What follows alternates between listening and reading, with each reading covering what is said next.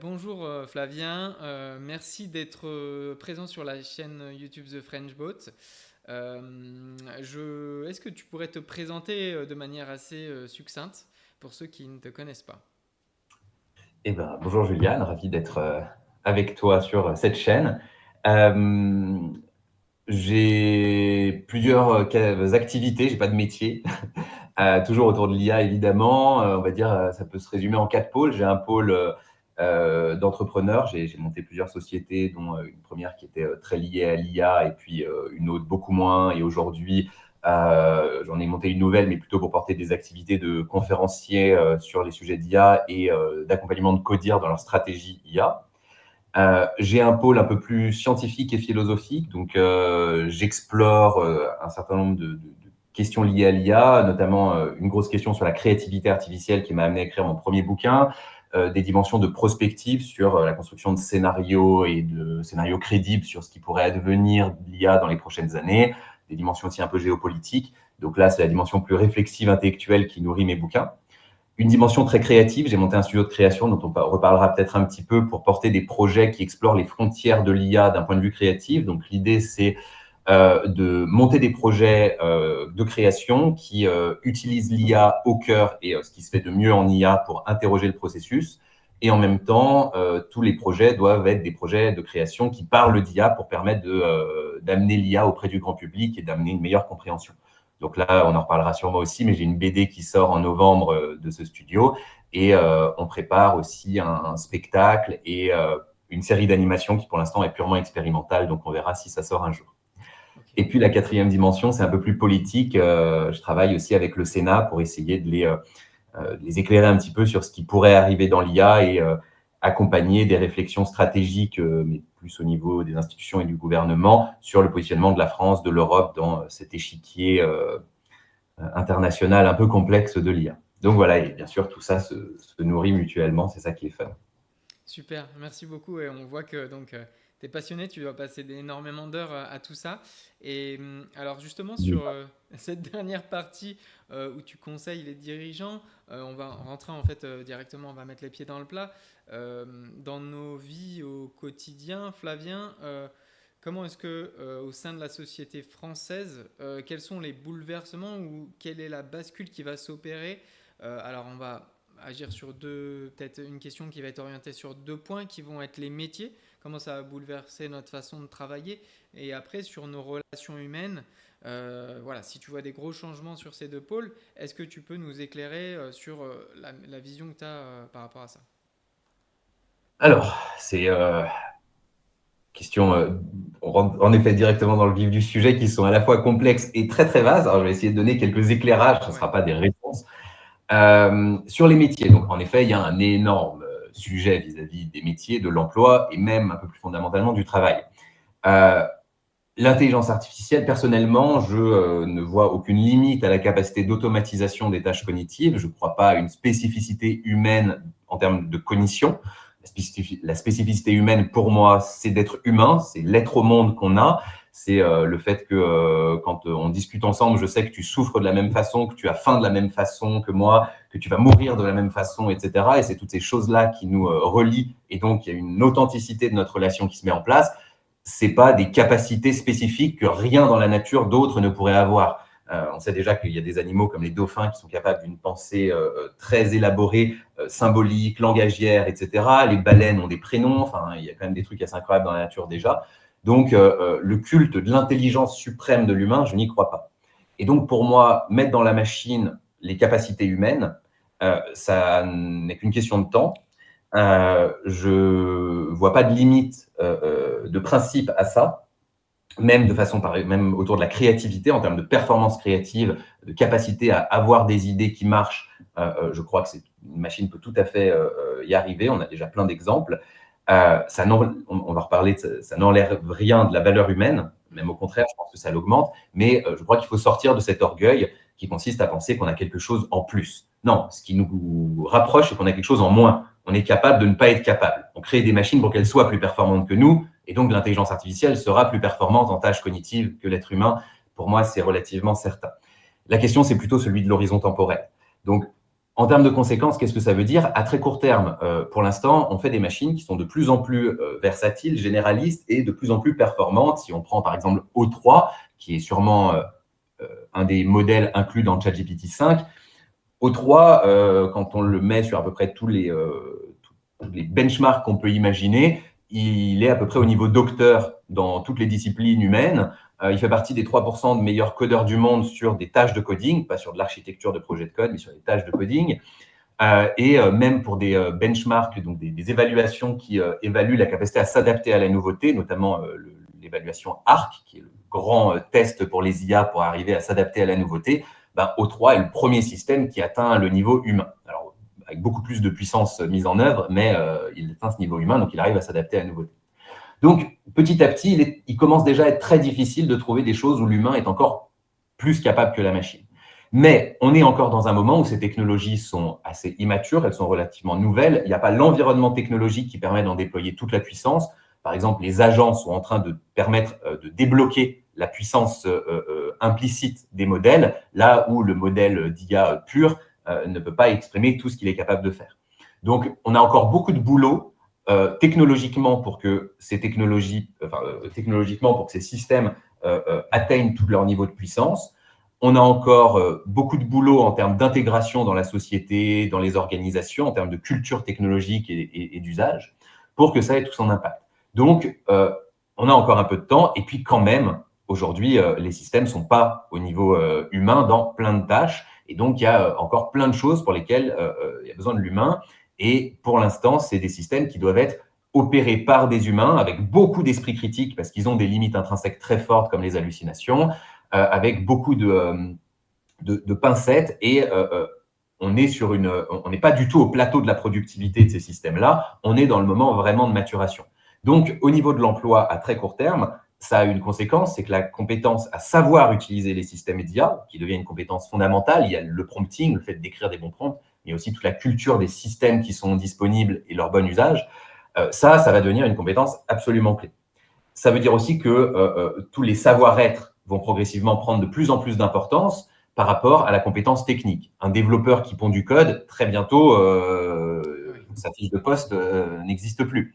Donc, le savoir-être, ça va souvent être, on va souvent parler des 4 compétences clés du 21e siècle, définies par l'UNESCO et l'ONU. C'est la créativité, la coopération, la communication et l'esprit critique. Il n'y a aucune compétence technique au cœur des 4 compétences clés du 21e siècle. Donc, c'est vraiment ces 4 compétences clés et l'usage de l'IA qui, pour moi, vont être au cœur de l'emploi à très court terme. Et c'est de plus en plus ce qu'on voit en entreprise. Mais il y a, pour l'instant, c'est juste une transition et je ne crois pas qu'elle va faire énormément de dégâts dans l'emploi à très court terme, c'est-à-dire sur les 2 prochaines années. Je m'attends à ce qu'il y ait quelques métiers comme les métiers de traduction ou les métiers de call center qui sont déjà en train d'être ravagés parce que là, il y a une automatisation très directe. Par contre, à moyen terme, disons à un horizon 5-6 ans, je crois qu'automatiser l'intelligence, c'est automatiser une grande partie de la création de valeur. Surtout qu'avec l'intelligence artificielle, explose en ce moment aussi la robotique. Et donc, le monde physique va être touché de plus en plus et des robots de plus en plus versatiles sont en train d'arriver. Donc, je crois qu'à moyen terme, on a un gros problème parce que ça va extrêmement vite et que ça va produire ce qu'on appelle l'innovation gap, le fossé que produit l'innovation technologique dans l'emploi, de façon beaucoup plus rapide et radicale que tout ce qu'on a connu jusque-là. Et qu'on n'a pas vraiment de référentiel. L'arrivée d'Internet, ce n'était pas ça. L'arrivée de la mécanisation, ça a poussé vers les tâches cognitives. Mais quand on automatise les tâches cognitives et même créatives, il n'y a plus rien derrière vers quoi on peut pousser. En tout cas, c'est beaucoup plus difficile de trouver des choses qui concernent toute une population. Donc, d'une part, dans un pays comme le nôtre, qui a fondé son économie sur le tertiaire, la France, qui a passé les 30 dernières années à mettre des humains tout seuls derrière des ordinateurs, on a un problème parce qu'il y a des chances que dans 5-6 ans, à peu près tout ce qu'un humain fait tout seul derrière un ordinateur, une machine puisse le faire. Donc, il y a un vrai gros enjeu de transition des modèles des entreprises et de l'emploi et de où on crée la valeur. Et puis, à long terme, je pense qu'il y a même une question à se poser sur l'institution de travail, disons à horizon peut-être 10-15 ans. Ça, c'est mon feeling, je peux très bien me tromper, je ne lis pas l'avenir, peut-être que voilà, ce n'est pas du tout ces horizons temporels, c'est mon feeling. Mais à horizon 10-15 ans, je pense qu'il y a une vraie question à se poser sur la notion de travail. Et là, c'est un petit peu plus philo comme réflexion, mais on s'est habitué à penser que le travail était un destin de l'homme, qu'on ne pouvait pas se penser en dehors du travail. C'est notre milieu, comme l'eau est le milieu du poisson, il ne voit même plus qu'il y a de l'eau autour de lui. Si on demande à quelqu'un de but en blanc qui es-tu, 99% du temps, il se définit par sa fonction dans le système productif, par son travail. Et on voit qu'il y a une maladie du siècle, c'est quand quelqu'un a perdu un job et n'en a pas retrouvé encore un nouveau. Pendant le temps de transition, il est lost in translation. On a des dépressions sévères parce que la personne ne sait plus qui elle est. Donc, on définit notre identité par le travail et on a du mal à se penser en dehors du travail. On se dit, on va être complètement oisif, on va rien faire, on va être comme les gros patapouf dans Wall-E qui sont dans l'espace, qui sont nourris par les machines. Moi, j'y crois pas du tout à ça. Je pense que l'humain a un dénominateur absolu de curiosité et de désir. Et donc, je pense que l'humain qui n'a pas besoin de travailler a plein d'activités.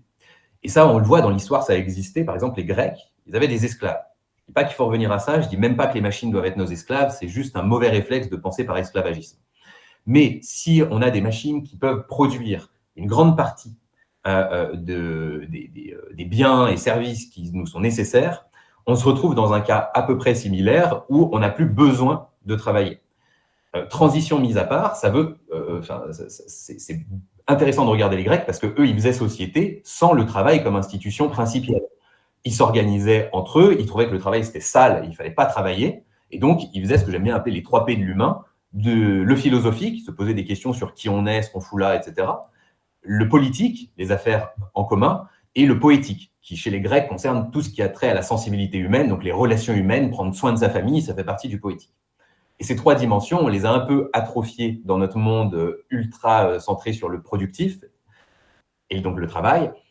Et peut-être qu'on a l'opportunité de les réinvestir ou d'investir d'autres dimensions, peut-être qui ne sont pas du tout celles-ci. On n'est pas obligé de recopier ce que faisaient les Grecs, hein, mais surtout qu'ils étaient une petite société, ce n'est pas du tout les mêmes échelles.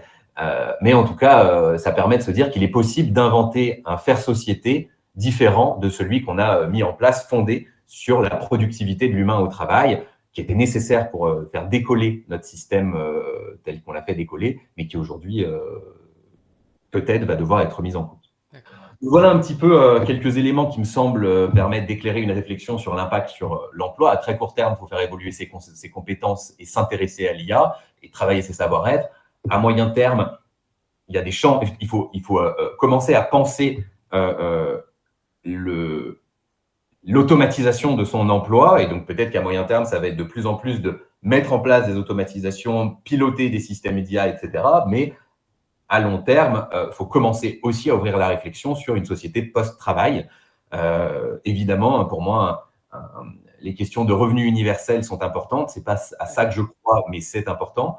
Je crois beaucoup plus à la question des communs et donc de la redistribution universelle des systèmes d'IA et robotique qui vont produire la valeur. Parce que si on redistribue juste la valeur finale et pas la propriété, on ne redistribue pas du tout le pouvoir et en fait, on féodalise. Donc, il y a besoin de redistribuer la propriété. Je ne sais pas comment on va le faire, mais c'est ma conviction. Mais ces questions-là doivent être ouvertes dès maintenant et prises au sérieux. Sur le deuxième élément que tu disais, sur les relations sociales… Finalement, tu as en quelque sorte un petit peu répondu, mais après, tu vas peut-être pousser encore plus loin. Mais donc, ce basculement se ferait sur une société où on n'a plus le travail au cœur de nos vies, mais c'est tout aussi un travail que de… la philosophie que de se poser des questions aussi, mais je te laisse répondre. Mais c'est intéressant comme tu as découlé par les relations humaines finalement. Alors complètement, c'est un travail. Étymologiquement, tu sais, il y a cette arnaque étymologique de croire que le mot travail il vient de tripalium, qui serait un instrument de torture. Okay. Ça, c'est un peu notre culture judéo-chrétienne qui nous a amené ça avec l'idée qu'il faut souffrir pour être méritant. Et donc, le travail doit être assorti à une souffrance. Et donc, le travail productif qu'on s'est habitué à penser, on accepte qu'il induise une certaine part de souffrance. Et aujourd'hui, il y a 91% des Français qui ne sont pas épanouis dans leur travail et qui souffrent pour faire ce qu'ils font. C'est les sondages de Gallup, hein. C'est pas mes chiffres. Et du coup, en fait, c'est une arnaque étymologique. Travail, c'est construit sur la base de tra, qu'on retrouve par exemple dans entrave, qui était l'outil qui permettait de labourer le champ. En fait, c'est assorti d'un effort, le travail, ça c'est clair, mais pas forcément un effort qui fait souffrir. C'est un effort qui transforme un état des choses dans un autre état des choses. Et fournir un effort peut être tout à fait épanouissant. Quand quelqu'un qui adore, je ne sais pas, la course à pied va courir, il produit un effort, mais il est super content de le faire. Quand un artiste produit une œuvre, bah, il y a un effort qui est assorti à ça, mais ça l'épanouit énormément. Si on prend Donc, ton exemple, Flavien, par exemple, cette BD, enfin, j'imagine, bon, on en parle, mais ça peut être un moyen d'introduire ta BD. Toi, tu as fait une BD, etc. Je pense qu'il y a des efforts qui ont été mis sur la table, énormes, pour sortir quelque chose. Et tu viens pas du tout du monde de la BD, donc j'imagine qu'il y a eu un process pour apprendre. oui, complètement. Et l'apprentissage est un effort. Mais putain, qu'est-ce que c'est un bel effort. Mm. L'apprentissage et la création, qui pour moi sont un peu les deux faces d'une même pièce, on a besoin d'apprendre des choses pour en créer des nouvelles, et en créant, on apprend des nouvelles choses. Euh, c'est des efforts magnifiques, en fait. C'est des efforts épanouissants qui s'assortissent d'énormément de plaisir. Tu sais, il y a cette idée de motivation extrinsèque et intrinsèque. Motivation extrinsèque, c'est quand il y a une contrainte externe qui te motive, par exemple gagner de l'argent. Ça marche. Mais la motivation intrinsèque, c'est quand le plaisir de faire la chose suffit. Ça t'amène dans un état de flow, tu vois, tu es complètement aligné avec l'activité et tu kiffes. Et là, tu peux produire des efforts absolument incroyables, mais le régime est celui du kiff absolu, de l'épanouissement. Et en effet, la créativité et l'apprentissage, pour moi, sont des régimes de kiff. Ok. Donc, voilà, il y a plein d'activités qui peuvent être réalisées par l'être humain qui ne sont pas du tout oisives et qui ne nécessitent pas nécessairement l'idée de travail productif, ni évidemment de souffrance. Donc, je ne me fais pas trop de soucis pour l'humain, je me fais du souci parce que ça va aller très vite et donc il va y avoir beaucoup de casse dans notre société parce que l'adaptation humaine, selon les individus, ne va pas au même rythme. Donc, il risque d'y avoir de la casse et ça va être dur en termes sociaux. La transition de phase va être extrêmement rude. Je m'attends à ce que ça soit assez rude. Par contre, à long terme, je pense que c'est un moment important pour l'humanité de sortir du travail productif. Je pense que ça fait partie de notre avenir. C'est une condition de l'avenir humain, du progrès humain. Pour les relations humaines, c'est encore plus ambigu, je crois. D'une part, en faisant ça, en effet, l'IA nous oblige à nous poser un peu la question de ce qui est spécifiquement humain, de la valeur humaine. Ça nous oblige à sortir du mythe orgueilleux qui voudrait que ça soit notre super intelligence performante qui nous mette au-dessus de la nature. Ça nous amène même à sortir du mythe que c'est notre créativité qui serait absolument unique. Mon premier bouquin défend la thèse, je crois assez bien étayée, que des machines peuvent être même plus créatives que l'être humain, très différemment de l'être humain, mais plus créatives en termes de capacité à produire et à s'adapter à la nouveauté et à l'originalité. Mais donc, ça nous amène à recentrer de plus en plus et petit à petit à nous dire la seule chose qui nous fait humains, la seule spécificité humaine, c'est de nous reconnaître mutuellement. C'est d'être humain, d'avoir le même être au monde que nos semblables. Et même si un robot conçu sur le modèle d'un humain avec une intelligence artificielle qui simule ce que fait un humain, etc., est créé, bah, le fait que ce robot, ce pseudo-humain, ne souffre pas de la même façon que moi, ne meurt pas de la même façon que moi, etc., fait qu'il ne connaît pas le monde, il n'a fait pas l'expérience du monde de la même façon que moi, et donc je n'ai pas la même authenticité. Je peux construire une relation avec ce robot, je suis très ouvert à cette idée-là, il y a peut-être une nouvelle altérité à aller chercher, mais ce n'est pas la même qu'avec mes semblables qui vont avoir les mêmes questions à se poser que moi.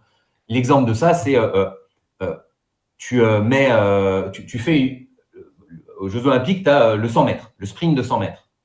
Bon, il est évident que si tu mets un robot conçu pour faire ça là-dedans, la barre des 10 secondes, il te la fait péter et il descend en dessous des records humains. Et tout le monde s'en fout. On veut voir des humains qui nous ressemblent se dépasser. C'est ça qui est intéressant avec le sport, par exemple, qui fait partie des activités, je trouve, très nobles de l'humanité. C'est pareil en art. Si je te fais lire un poème, que tu le trouves magnifique, que je te dis, bah, c'est ChatGPT qui l'a écrit, tu trouves toujours ce poème beau, mais ça t'emmerde. C'est presque une trahison. Au lieu de révéler la vie intérieure d'un de tes semblables qui a ressenti quelque chose et qui l'a mis dans ce poème, ça révèle un espèce de néant de créateur. Et donc, la beauté est presque une insulte. C'est toujours beau, mais cette beauté n'a plus de sens.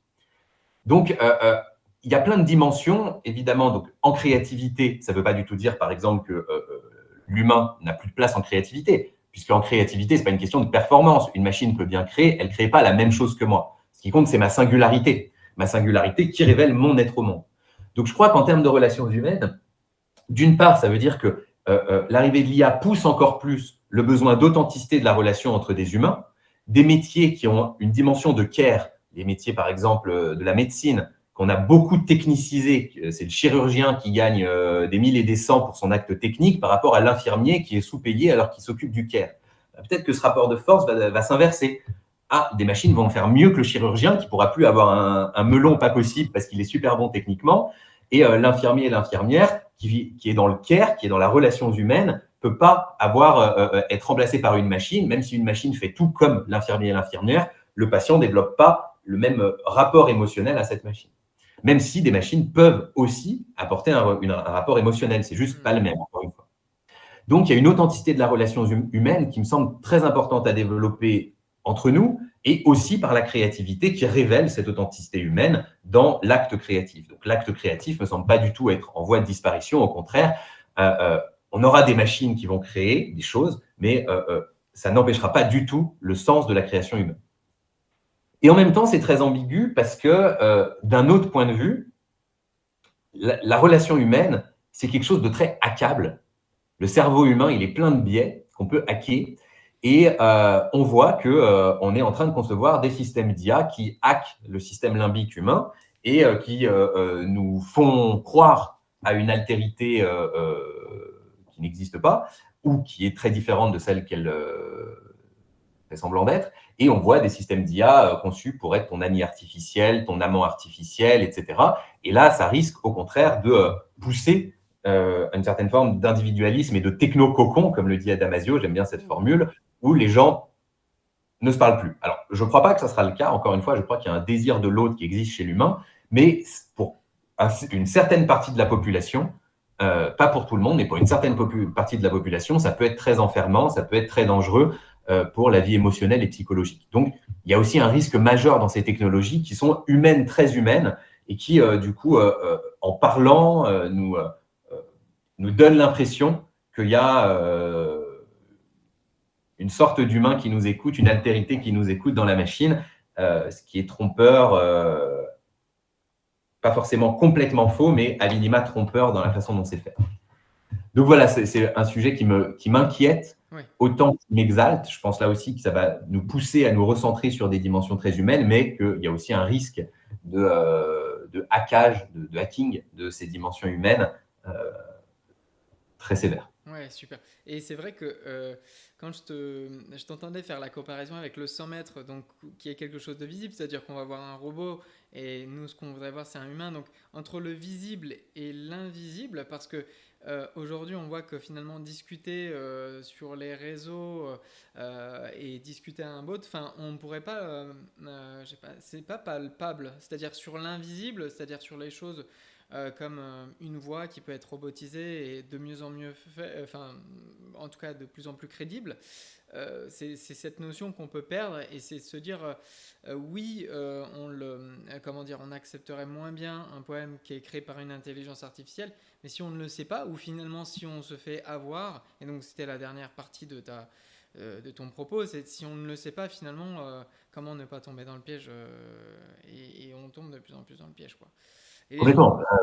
Alors, pour réagir très rapidement à ça, c'est aussi pour ces raisons, par exemple, je pense qu'on a grandement besoin, à minima au niveau de la régulation, mais aussi au niveau industriel et technologique, de solutions qui permettent de garantir l'authenticité d'un contenu. Par exemple, il y a un appareil photo qui est sorti en prototype pour les journalistes. Quand tu prends une photo, ça enregistre directement un NFT de cette photo qui permet de tracer la vie numérique de l'objet numérique pour être certain que c'est un objet qui a été réellement pris par un humain.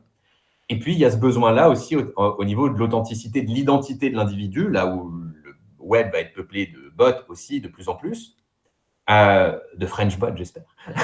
Par exemple, là, c'est la boîte que Sam Altman finance, qui s'appelle World ID, et qui veut proposer une espèce d'orbe physique, c'est une espèce de boule physique que des gens peuvent posséder. Et quand ils les possèdent, ça permet de tisser un réseau petit à petit. Et n'importe qui peut aller voir ces gens-là, grâce à cet orbe, avoir une validation biométrique de son identité. Là aussi, avec un système de blockchain, ça permet d'avoir un certificat d'humanité sur le web.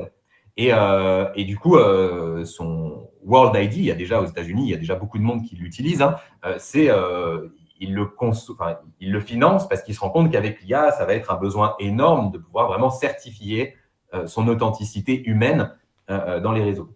Donc, on a besoin de solutions comme ça qui soient privées ou publiques, peu importe. Enfin, il y a plein de réponses à donner à ça, mais c'est clair que ça va faire partie des gros enjeux à l'ère de l'IA, de savoir ce qui est humain de ce qui ne l'est pas, pour savoir quel type de relation on engage avec quel type d'entité. Ok. Ouais, justement, en rapport avec tout ça, et pas que ça finalement, mais dans cette bascule, dans ce changement fort, quelles sont les responsabilités, alors aussi bien des créateurs, comme tu peux l'être, ou d'autres personnes, ou même nous, qui, voilà, on conçoit du contenu, on propose des choses, et une ouverture sur cette intelligence artificielle. Et au-delà des créateurs, les décideurs politiques et les ingénieurs, quel rôle on a à jouer pour justement éviter que le fracas soit trop important. Je parle en Alors, France, hein, pour la population française et au niveau national. pour les créateurs, bah, par rapport à ce que je viens de dire, il y a un élément évident, c'est une honnêteté créative. Donc, moi, je milite pour la transparence absolue de l'utilisation de l'IA, que dès qu'il y a un usage de l'IA, ce soit indiqué. Ça ne veut pas du tout dire que ça doit desservir l'objet créatif. Au contraire, il faut qu'on lève aussi cette barrière orgueilleuse qui consiste à croire que dès qu'il y a de l'IA, ce n'est pas une authentique création, que ce n'est pas bon, etc. Non, il faut qu'on montre qu'on peut faire des choses incroyables avec une dimension culturelle vraiment pertinente, etc., avec de l'IA. Mais il faut qu'on dise qu'il y a de l'IA. Donc, toutes les illustrations que je fais, moi, je dis toujours qu'il y a Midjourney qui est utilisé. Évidemment, la BD qu'on va sortir, donc on a utilisé l'IA dans le processus de création. Ça ne veut pas dire qu'on a cliqué sur un bouton, ça fait les planches. Pas du tout. Il y a un travail énorme. Mais on va expliquer les endroits où on a utilisé l'IA dans le processus, pourquoi, comment, ce qui a marché, ce qui n'a pas marché, et qu'est-ce que ça ouvre comme nouvelles possibilités. Et donc, on a documenté tout ça, et il y aura un petit livret qui va sortir avec tous ces éléments. Et dans la BD, ça sera explicite que l'IA a été utilisée. Donc, je pense que cette honnêteté créative, elle est fondamentale. L'autre élément pour les créatifs, je crois qu'on a un rôle à jouer, un rôle spirituel, là aussi, pas au sens religieux, hein, mais au sens de donner du sens à ce qui est en train d'arriver par la sensibilité, pas que par la raison. Les scientifiques, les philosophes ont ce rôle à jouer de donner du sens par la raison.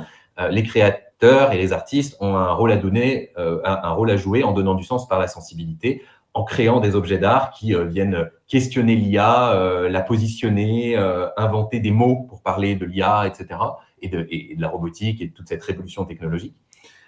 Donc, en ça, par exemple, l'exposition qu'il y a eu au Jeu de Paume, j'ai trouvé très pertinente. C'était une très belle exposition sur toute cette scène artistique qui existe depuis un moment, mais qui est en pleine ébullition des artistes IA. Parce que comme quand l'appareil photo est arrivé, ça a ouvert un nouvel art. Il y a un nouveau dispositif technique qui permet à un nouvel art d'émerger. En ce moment, avec le nouveau dispositif technique depuis les années 2010-2012 qui représente le deep learning et son explosion ces dernières années à travers les IA génératives, il y a un nouvel art qui explose avec évidemment du bon et du moins bon, mais ça, ce n'est pas le problème, mais en tout cas avec plein de nouveaux moyens de créer, de nouvelles questions à poser et une nouvelle matière première que l'art peut s'approprier. Avec la photo, on s'approprie la lumière, avec la peinture, on s'approprie la couleur. Avec les réseaux de neurones artificiels, le deep learning, on s'approprie la donnée. Et on peut raconter des nouvelles histoires avec la donnée, avec la data. Et c'est une nouvelle matière première que les artistes doivent questionner pour la spiritualiser. Donc, je crois que voilà, les créateurs ont aussi ce rôle-là à jouer, qui est un beau rôle. Après, les politiques, je pense que la première chose, la première injonction que je pourrais donner, et j'essaye de participer à ça, c'est qu'ils comprennent. Ils ne sont pas nés, la plupart du temps, dans la tech. C'est assez rare, les politiques qui sont nés dans la tech. Il y en a quelques-uns, mais ce n'est pas très rare. Et malheureusement, surtout dans un pays comme la France, la construction pédagogique des humanités, duquel découle la politique, se fait de façon très séparée de la technologie. Alors qu'on est le pays des Lumières qui a initié l'idée que science sans conscience n'est que ruine de l'âme et que la technologie et les humanités doivent avancer ensemble, on a tout fait pour complètement les séparer en termes d'éducation et ensuite dans la société. Et donc là, cette fracture, elle est ultra dangereuse. Et donc, on a vraiment besoin que nos politiques comprennent que la technologie, c'est peut-être le sujet le plus politique de notre époque, que c'est le sujet le plus impactant sur les humanités de notre époque, le plus impactant sur la société, celui qui transforme le plus la société, celui qui a le besoin de plus grosse profondeur réflexive. Et donc, il développe une culture tech beaucoup plus forte. Je pense qu'il y a une responsabilité politique énorme là-dessus. Moi, j'essaye d'y participer avec ce que je fais au Sénat. Et heureusement, on voit que quand même, ils sont de plus en plus intéressés par ces questions et de plus en plus en recherche d'éclairage. C'est une bonne chose. Bon, cet été, il y a eu un joyeux buzz sur l'intervention au Sénat de Luc Julia. Donc, évidemment, il faut que nos dirigeants sachent auprès de quelles sources prendre leurs informations pour avoir des éclairages qui sont pertinents dans la prise de décision. Mais toujours est-il qu'ils ont cette envie-là et c'est plutôt une bonne chose. Flavien, est-ce que tu veux, parce que j'ai regardé beaucoup de podcasts et donc c'est vrai que tu l'avais pas nommé explicitement, où tu expliquais que justement certains avaient un regard, ou en tout cas parce que Luc Julia, le propos, et tu peux me corriger vraiment si je suis pas bon dans ce que je vais dire ou si c'est pas correct, mais son propos c'est de dire n'ayez pas peur, enfin ou en tout cas c'est de minimiser l'impact que pourrait avoir l'intelligence artificielle dans nos vies et donc en quelque sorte faire dire aux politiques on a le temps, c'est pas encore là et ne vous y jetez pas corps et âme alors que toi tu aurais plutôt tendance à dire il faut qu'on prenne le sujet à bras le corps et qu'on s'y penche. Si je dis pas de bêtises, n'hésite pas à me corriger. Non, c'est assez juste ce que tu dis. En fait, il y a en effet une ou deux personnalités en France, parce que j'aime bien dire ça comme ça, souvent c'est en France, on aime paraître désabusé. Ça nous donne l'air intelligent. Si on dit « Ah non, mais tout ça, c'est de la hype et du bullshit », on donne l'impression que nous, on a compris et que nous, on ne se fait pas avoir. Et donc, on paraît intelligent et il y a quelques experts qui jouent beaucoup sur cette posture. Luc Julia en fait partie.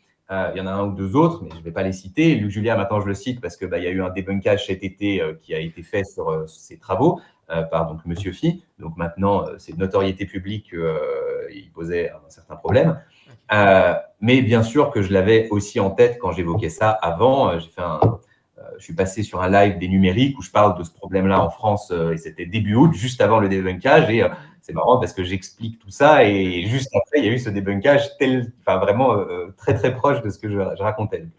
Ce débunkage m'a fait plaisir parce qu'on ne devrait jamais laisser le faux prospérer. Mais il révèle, au-delà de Luc Julia, dont je me fous un peu, il révèle un problème plus profond en France, en fait. Voilà, c'est le problème, j'ai fait un post récemment dessus, des deux écrans de fumée. Le premier écran de fumée, c'est celui qu'on nous assène dans les médias et par la Silicon Valley qui voudrait faire passer l'IA pour quelque chose de magique et mettre du fantasme dans la tête des gens, en effet des peurs, des espoirs presque démiurgiques, presque religieux. D'ailleurs, l'IA a une dimension extrêmement religieuse dans sa façon d'être conçue et dans les discours qui sont racontés autour, ne serait-ce que par exemple cette idée de la singularité technologique, etc. Tout ça a un caractère très religieux. Donc, en effet, c'est un écran de fumée qu'il faut faire tomber. Et pour le faire tomber, il faut démystifier. Et ça, je suis complètement d'accord. Je n'aurais pas du tout en cause le fait qu'il faille démystifier. Par contre, quand on démystifie l'IA, il y a un risque, c'est de tomber sur un deuxième écran de fumée, c'est celui d'être désabusé et de dire « maintenant que j'ai compris, il n'y a plus de problème ». Alors que non, l'intelligence artificielle est une technologie tout aussi radicale que ce que nous font croire les fantasmes, mais il faut positionner cette radicalité avec raison. Et donc, au contraire, quand on fait tomber les deux écrans de fumée, on retrouve un émerveillement vertigineux qui est tout aussi flippant que excitant, certes, mais on abaisse le niveau de peur et le niveau de fantasme et on augmente la capacité de réflexion profonde sur le sujet, mais avec la conscience que c'est ultra radical et qu'on ne peut pas être tranquille, confortable par rapport à ce sujet. Il faut être intranquille. Moi, j'utilise ce mot, je le trouve très beau, il vient d'un poète, Pessoa. L'intranquillité, c'est pas de la peur, mais ça nous empêche de rester dans notre confort. On doit avoir une petite pointe qui nous agite vis-à-vis de l'IA. Et les politiques doivent l'avoir. Ils ne peuvent pas rester confortables par rapport à ça. Et en effet, à la fin de l'audition de Luc Julia, la conclusion d'une sénatrice, c'est de dire « Merci pour vos propos réconfortants. Maintenant, on sait qu'on est les meilleurs. » Alors, si c'est ça la conclusion, en effet, il y a un gros problème. Parce que d'une part, on n'est pas les meilleurs, et d'autre part, penser qu'on est les meilleurs, c'est vraiment une façon complaisante de ne pas bouger. Et on a besoin de bouger fortement en ce moment. Donc, oui, je pense que c'est très bien qu'il y ait eu ce moment-là. On verra quelles conséquences ça a, mais il y a besoin que la nouvelle scène des penseurs de l'IA émerge beaucoup plus. Ceux qui ont pensé l'IA, non pas dans les années 80-90, là où en effet c'était de l'IA très, très, très basique, qui n'avait pas du tout les conséquences qu'elle a aujourd'hui, mais qui ont pensé l'IA depuis les années 2010 avec l'apparition du deep learning qui transforme complètement la donne de l'IA et c'est plus du tout les mêmes objets qu'on conçoit. Et par exemple, l'idée que l'IA n'existe pas, le titre d'un des bouquins de Luc Julia aujourd'hui, est une idée qui, à l'époque, avait sa pertinence et a permis d'ouvrir le débat en France, mais qui aujourd'hui n'a plus lieu d'être et n'est plus pertinente pour penser les objets qu'on construit aujourd'hui et qu'on va construire demain. Donc, voilà, je pense que des gens comme Luc Julia s'arrêtent au premier écran de fumée et au lieu de jouer sur les peurs, jouent sur le sentiment de réconfort. C'est tout aussi irrationnel, mais comme ils donnent l'impression qu'ils ont dépassé la peur, ben, on a tendance à se dire que c'est rationnel, mais ça ne l'est pas. Super. Et le dernier, par rapport, donc très clair sur la partie des décideurs politiques, sur l'ingénierie, c'est-à-dire en France, alors on peut parler de l'Europe du coup, quels sont les rôles, enfin quel est le rôle des ingénieurs ou en tout cas des créateurs, mais purement techniques par rapport à tout ça, à cette intelligence artificielle? Eh ben, je dirais que c'est la contraposée de ce que j'ai dit pour les politiques. Ouais. Eux, ils ont besoin de développer une culture des humanités pour comprendre le sens de ce qu'ils font. Ça ne veut pas forcément dire faire les choses mieux ou faire les choses bien ou essayer de mettre de l'éthique partout, parce qu'aujourd'hui, on fait n'importe quoi de l'éthique, qui n'est pas du tout... on moralise de façon très, je trouve, très caricaturale, mais au-delà de ça, de comprendre le sens humain et sociétal d'un objet technique, ça devient absolument nécessaire. Là, encore une fois, comme la technologie est la plus grosse force transformatrice de notre société aujourd'hui, concevoir de la technologie en se disant moi, je suis juste là pour faire la tech, c'est pas à moi de la réfléchir, bah, c'était déjà pas pertinent avant, mais ça l'est encore moins à notre époque. On ne devrait pas se sentir le droit de faire ça. Donc, je pense qu'il y a là aussi une injonction aux humanités pour les techniciens. Après, écoute, je pense que les ingénieurs ont... j'aurais envie de dire que les ingénieurs ont peut-être un rôle à jouer dans la souveraineté de notre pays, mais ce n'est pas vraiment à leur niveau que ça se joue. Je comprends totalement l'ingénieur en IA qui part aux États-Unis pour travailler parce qu'il va gagner beaucoup plus et il va pouvoir travailler sur des projets de beaucoup plus grande ampleur, beaucoup plus impactants, etc. Je comprends. Peut-être qu'à la limite, je ferais pareil, j'en sais rien. Donc, je ne peux pas du tout leur jeter la pierre en disant « Ah, c'est pas bien, vous devriez rester en Europe pour être souverain et développer notre puissance ». Là aussi, ça joue au niveau politique et au niveau de l'ouverture du marché européen pour permettre à des projets d'IA beaucoup plus ambitieux et beaucoup mieux financés de voir le jour. Donc, c'est difficile de... J'aurais du mal à moraliser l'ingénieur, on va dire. Ouais, d'accord. Ben, merci beaucoup. Alors, on va passer à la dernière partie, la dernière question sur comment, ouais, voilà. Alors, c'est une manière c'est un peu, je sais comment la formuler, comment concilier justement ce que tu disais, le sensible, la politique et la technologie, c'est-à-dire avec tout ce qu'on a pu échanger, comment créer justement quelque chose qui puisse s'emboîter ou en tout cas et sachant que le temps qui vient est court et qu'on a un laps de temps assez limité pour pouvoir opérer cette bascule. Comment est-ce que tu vois ça Alors je sais que tu as un regard philosophique justement, donc c'est intéressant de pouvoir avoir ton regard par rapport à tout ça. C'est chaud comme question. Oui, c'est du Nostradamus. Ah non, c'est chaud, c'est chaud. J'ai pas de réponse vraiment précise à te donner. Je peux te dire, ben voilà, moi j'essaye de faire des choses dans ce sens-là. Ouais. Le studio de création, il va exactement dans ce sens-là. L'idée, c'est de produire des objets qui soient créatifs, qui aient une dimension poétique, philosophique, mais qui parlent de la technologie. La BD qui va sortir, elle intègre toutes ces dimensions. Dans les bouquins que j'écris, j'essaye d'intégrer, évidemment, je parle de la technologie, mais si tu lis Hypercréation ou Hyperarme, il y a de la poésie dedans, une dimension poétique forte, Et il y a évidemment une dimension philosophique qui est au cœur des bouquins. Donc, à mon échelle, j'essaye de le faire parce que l'histoire de ma vie a été à la croisée de ces chemins-là. Donc, pour moi, c'est naturel de les intégrer.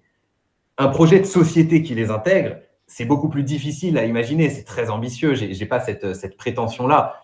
Je pense que des choses pertinentes pour ça, c'est en effet de beaucoup plus favoriser la transdisciplinarité, le contact des technologies et des humanités, le contact des humanités et des technologies, dans les deux sens, de, de se rappeler aussi que le poétique, c'est pas juste écrire joli, hein, c'est pas ça. Le poétique, c'est la force des mots, c'est détruire le rôle conceptualisant du langage pour lui redonner son sens guttural, son sens émotionnel. C'est des mots qui font agir, la poésie. C'est des mots qui doivent produire un impact qui fait agir. C'est pour ça, d'ailleurs, pendant les guerres, etc., à chaque fois, on a des poètes qui émergent parce qu'ils racontent, c'est eux qui écrivent les hymnes qui font battre les cœurs et qui créent les nations. Donc, la poésie est une force de société. Ce n'est pas l'écriture du dimanche du pauvre petit frustré qui écrit des jolis mots pour son amoureuse, qui ne l'aime pas. Enfin, je caricature un peu, mais voilà, c'est la pensée romantique de la poésie qu'on peut avoir. La poésie est presque un art guerrier. Et quand elle est prise dans ce sens initial, tu lis du Rimbaud, tu as intérêt à être un petit peu droit dans tes bottes si tu veux pouvoir te le prendre dans la face, quoi. La Bhagavad Gita, pareil, j'adore ces textes de la spiritualité hindoue et bouddhiste, donc la Bhagavad Gita, les Upanishads, etc., parce que c'est des textes qui parlent de religion, mais qui sont écrits sous une forme poétique. Et par exemple, la Bhagavad Gita, c'est l'histoire d'une bataille, mais qui fait passer les messages politiques que la société doit intégrer. Comme nous, la Bible l'a fait à un temps, mais pas sous la forme de la poésie et de la bataille épique, sous la forme d'un truc, désolé, je trouve un peu plus chiant, moins porteur en termes de puissance justement la puissance du verbe. À l'origine était le verbe, ça devrait être beaucoup plus intense. Donc voilà, je crois qu'il faut aussi rappeler cette force poétique, mais là aussi il faut la rappeler, ça ne veut rien dire, il n'y a qu'à Faucon. Donc moi j'essaye de le faire à travers mes travaux comme je peux, mais j'ai aucune idée de comment favoriser à grande échelle cette force-là dans la société. Mais je pense qu'elle va se manifester de plus en plus d'elle-même dans les grands moments de transition. Cette profondeur émotionnelle qui s'exprime par le mot, elle a besoin de ressortir. Et donc, on voit la force poétique réémerger à chaque grand moment de difficulté, de transition de phase, de bouleversement de l'humanité. Donc, je pense que celle-ci, elle va émerger. Mais voilà, peut-être travailler à la transdisciplinarité, à faire casser des frontières, quoi. Super, et ça nous fait une transition excellente sur quels sont tes travaux aujourd'hui. Alors, tu as un site internet qui est assez chouette et qui permet justement de voir tout ce que tu fais. Est-ce que tu veux nous parler en premier lieu de ta BD ou est-ce que tu veux, parce que le 11 septembre, vous avez un live qui présente un petit peu tout ça, mais tu as aussi 2 livres, Hyper Création et Hyper Arme. Je te laisse vraiment nous décrire un petit peu ton univers et toutes ces actions que tu mets en place justement, parce que c'est ce que tu dis, on peut parler de poésie, etc., mais en fait, il faut être un petit peu dans le concret. Donc vas-y, je te laisse nous présenter un peu tout ce que tu fais au quotidien et par où on peut, si on ne te connaît pas, voilà, quelle serait la belle porte d'entrée pour découvrir ce que fait Flavien.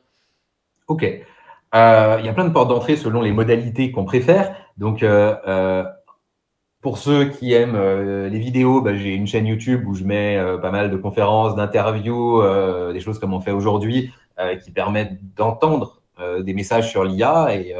Et dans mes conférences, je fais aussi plein de démos. Donc, j'ai des conférences en live avec plein de démos très concrètes où j'utilise de l'IA, je montre des choses qui supportent les messages que je fais passer. Donc, c'est une façon complètement gratuite, ouverte d'aller voir. J'ai en effet plusieurs ouvrages, donc il y a 2 essais. Donc le premier, Hypercréation, sur l'IA et la créativité, qui permet de voir toutes les dimensions de l'intelligence artificielle bien au-delà des IA génératives, qui est le résultat de quand même 6-7 années de recherche sur la créativité artificielle et qui pose la question de la créativité de la machine. Mais c'est un bouquin assez scientifique, mais aussi philosophique, de vulgarisation, hein, il est accessible à tout le monde, mais ça pose en effet miroir plein de questions sur la créativité humaine, sur ce que c'est la créativité et sur la relation de l'humain à la machine dans notre société créative. Donc, il y a ce bouquin, c'est peut-être le plus philosophique et avec de la profondeur réflexive dans mes bouquins. Mon deuxième bouquin, c'est l'inverse, c'est Hyperprompt, c'est un manuel, donc ultra opérationnel pour apprendre à bien prompter. Il y a sûrement Hyperprompt 2 qui va sortir en 2026 parce qu'il y a plein de nouveautés, mais ce qui est dit dans Hyperprompt 1 est toujours valable et toutes les bases n'ont pas tant changé, donc le deuxième sera plutôt un complément. Donc, il y a voilà, Hyperprompt, là, c'est pour apprendre à bien utiliser les IA génératives, très concret et opérationnel. Mon troisième bouquin qui est sorti cette année en février, c'est Hyperarm. Donc là, c'est la dimension prospective et géopolitique de l'IA. On part des enjeux militaires, notamment de la guerre en Ukraine, que j'ai beaucoup étudié. Ma compagne est ukrainienne, donc évidemment, c'est un sujet qui m'a pas mal intéressé.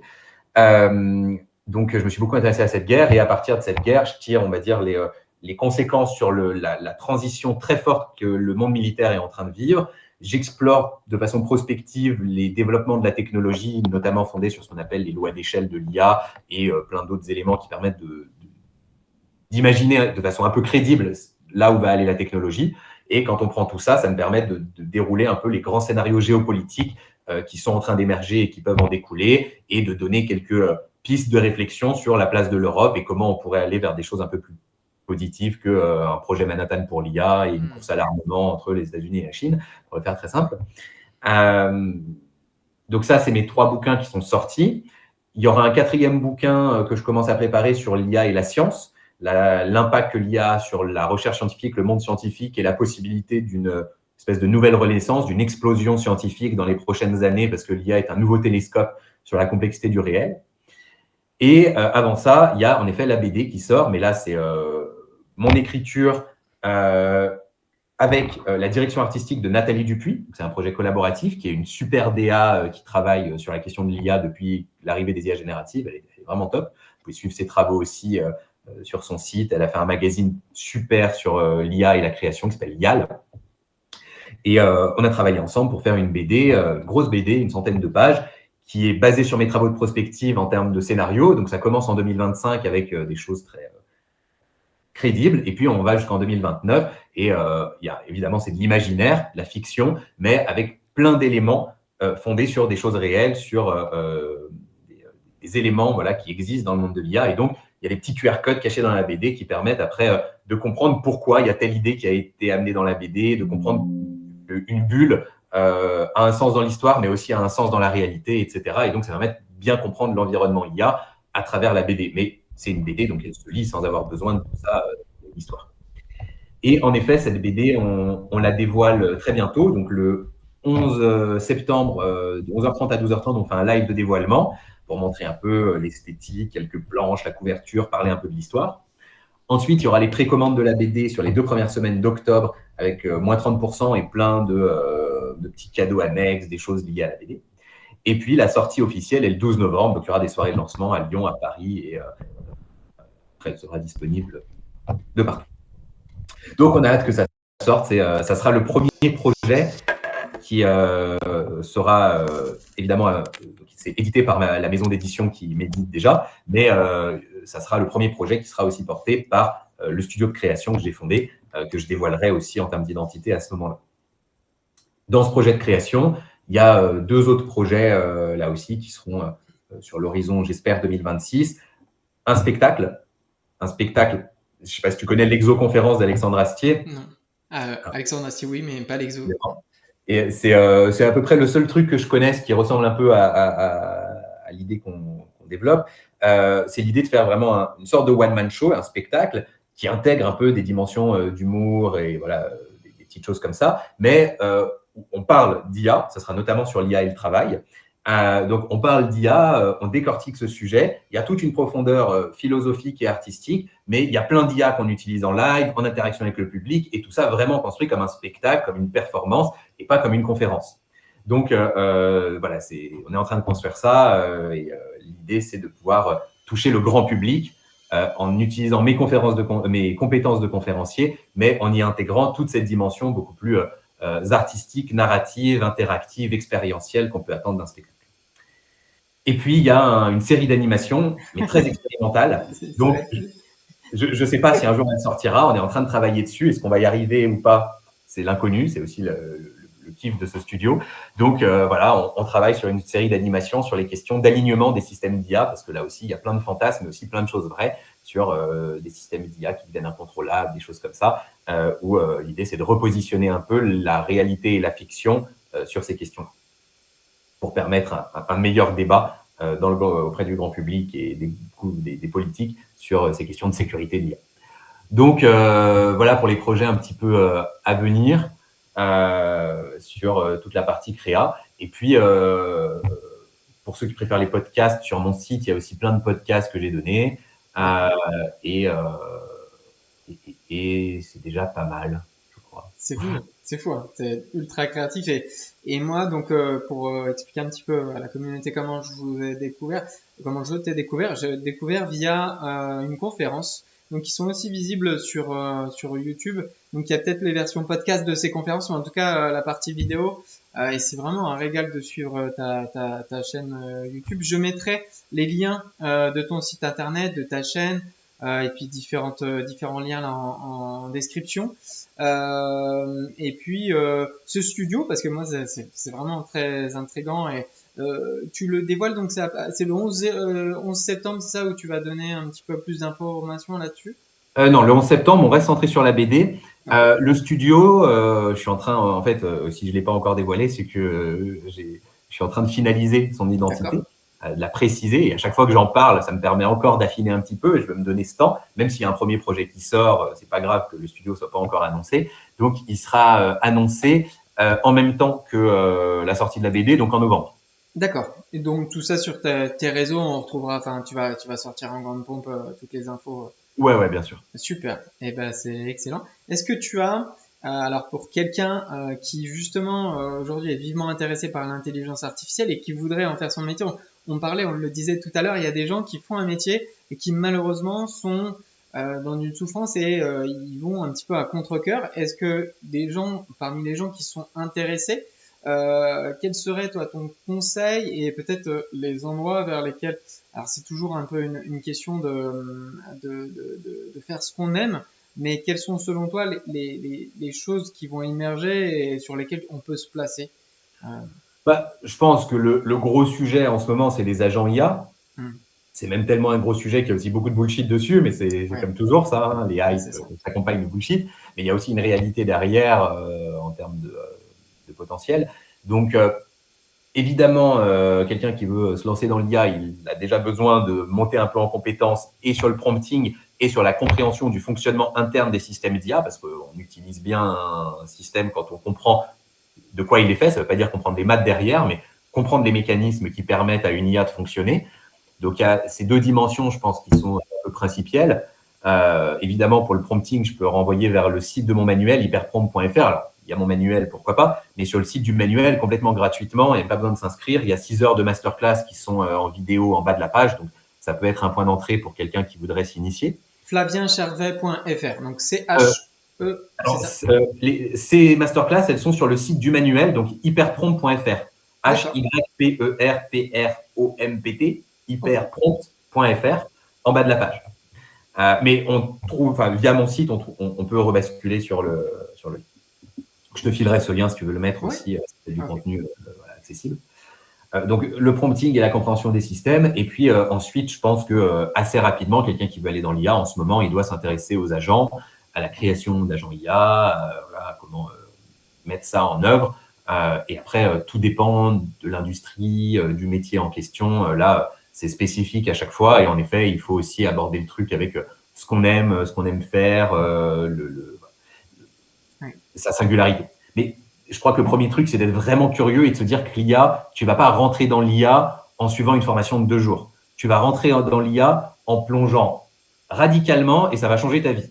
Ouais. Soit tu es dans l'IA, soit tu ne l'es pas, en fait. Tu vois, c'est un peu ça. C'est tellement un domaine qui évolue vite et qui est complet, complexe et 360 degrés que au début, tu commences, tu es un peu paumé, mais il faut commencer par là. C'est pas grave d'être paumé. Au début, tout le monde est paumé quand on commence un nouveau truc. Il ne faut pas en avoir honte et c'est pas grave. Et puis petit à petit, tu vas trouver des lignes de force dans ce domaine-là, mais seulement si tu t'y mets vraiment et si tu commences à utiliser au quotidien, à consommer beaucoup de contenu dessus, à expérimenter plein de choses, à tester plein d'outils et à dégager un vrai temps dans ton quotidien pour l'IA. Si c'est 2 jours et tu te dis que ça va suffire pour être un expert de l'IA, évidemment, Hmm. ça marche pas. On est dans l'hyper. Surtout ces fameux hyper, hyper prompt, hyper création et hyper arme. Ouais, enfin, ouais, Un domaine un peu hyper, ouais. ouais, c'est ça. Mais c'est le phénomène d'absorption, c'est de se dire aller dans le sujet et s'absorber, enfin, en tout cas, être absorbé par le sujet. Bah, Flavien, merci beaucoup. Je mettrai en lien tout ce qu'on a dit. Et puis, je te souhaite beaucoup de belles choses pour la suite. Je suis tout ça.